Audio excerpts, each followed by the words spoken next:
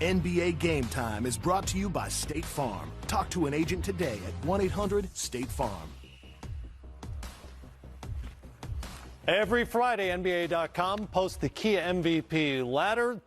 Changes from week to week, and we just so happen to have the curator of that list with us once again. Sekou Smith here to take you through the top 5 in the MVP. And my question for you is, having done this a long time now, we just reached the halfway point of the season.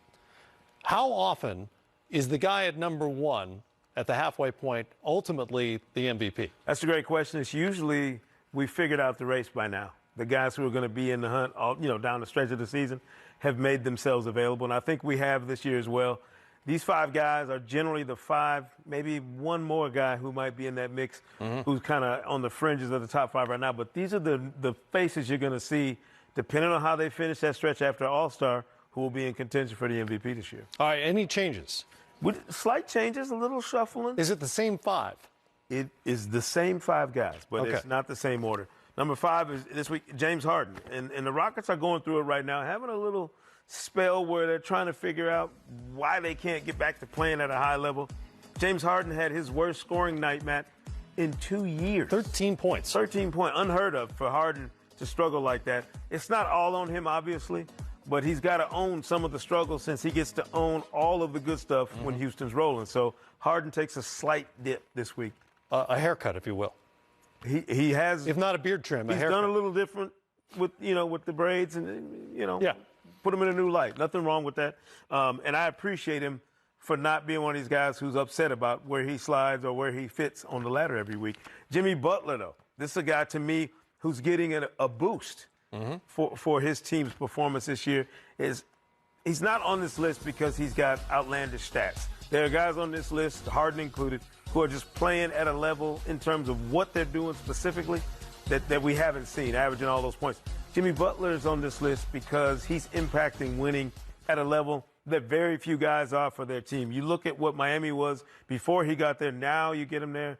They're unbeatable at home, basically, and every bit in the mix for a home court, spot in the Eastern Conference playoff chase. Yeah, it's a good example of context mattering in this MVP race, and I bet you hear from a lot of folks who say, Jimmy Butler, he only averages blah, His blah, numbers blah. don't look yeah, right. Exactly. Like they look at somebody's numbers and assume, and I think we often do this, people look at somebody's offensive numbers and assume that dictates whether or not you're a really great player.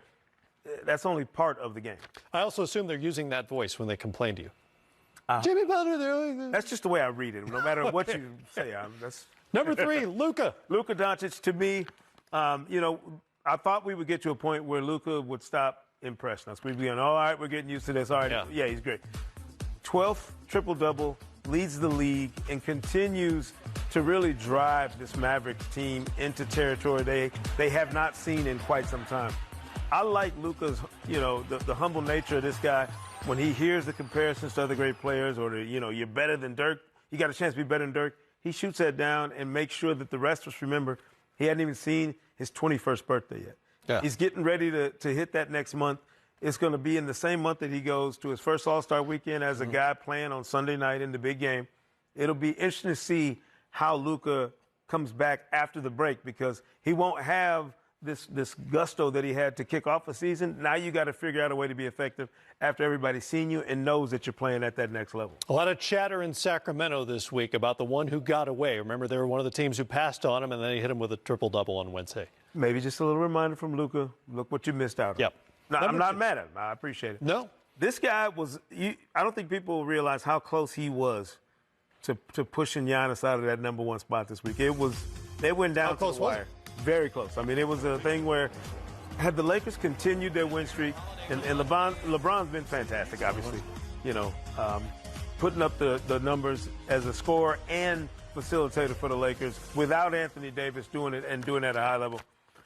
The Lakers had their streak busted, and that it didn't end his opportunity, but it kind of took a little bit of starch out of a campaign this week where you'd say LeBron's done enough to push himself into that number 1 spot and give Giannis maybe a vacation for a week. Because Giannis has been here. A respite. He's been at number 1 for so long now. It's not even there's no suspense on Friday nights. We know he's But going to the lead is that fragile, you're saying, that LeBron was almost there. No, it's not that it's fragile. It's that I've been saying this consistently. Somebody's going to have to outplay Giannis to get him out of this spot. It's not going to be a thing where You're going to have to beat him out. It's not going to be a thing where he falls because he stops playing well. He does 30-plus double-digit rebounds and huge impact for the best in the league every single night. He's had one game this year where you can look and go, man, Giannis didn't play very well that night. Other than that, he's basically been at this same elite high MVP level from the start of the season until now. You can make great arguments for a lot of these guys, but to me, the lead between Giannis and everyone else is pretty significant. It's getting there. We're getting to the point now where if he's not going to take even a slight dip at some point, in this unbelievably rugged part of the season, you know how it is. Yeah. These guys get past the Christmas games right before All-Star. You see guys downshifting, or you see guys kind of adjusting to what they know is going to be the pace of a really long season. Giannis could care less. Nope. I mean, they're doing the wrestling routine before games. It hasn't changed. Their energy, to me, is at an elite level. It's the reason the Bucks go into this second half of the season at the top of the charts, and nobody's going to knock them off. I mean, there's no sign of let up in the Bucks or Giannis or anybody in Milwaukee for that matter. To me, he is the prohibitive favorite right now, and I say that as someone who didn't vote him first on my ballot last year. There was a much more difficult debate to me last year. He's clear in front of the pack this year, whereas last year at this time, it was a great story, but we didn't know if he could keep it up. I think we got our answer already on that. All right, the new Kia MVP ladder every Friday on NBA.com. LeBron does have the #1 spot on at least one list, and that's jersey sales. The league announced today LeBron still #1, ahead of Giannis. Steph Curry's not even playing, and he's still selling jerseys out there. Jason Tatum, a little bit of a surprise for me at #4, although the Celtics are a wildly popular team. Yeah, and Tatum's had a really good year, obviously.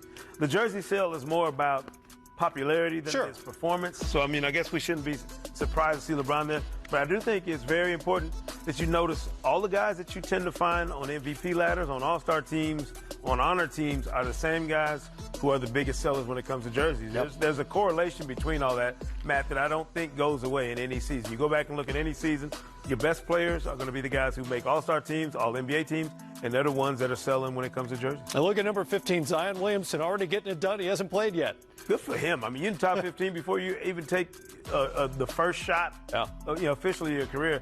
I'm like everybody else. I can't wait to see him play. Looking forward to it. Can't wait. We think that's going to happen Wednesday night against the San Antonio Spurs. Stick with us. More Game Time presented by State Farm on the way, including a little dive into some of the early season surprises. Some of those may surprise you. We're here to surprise.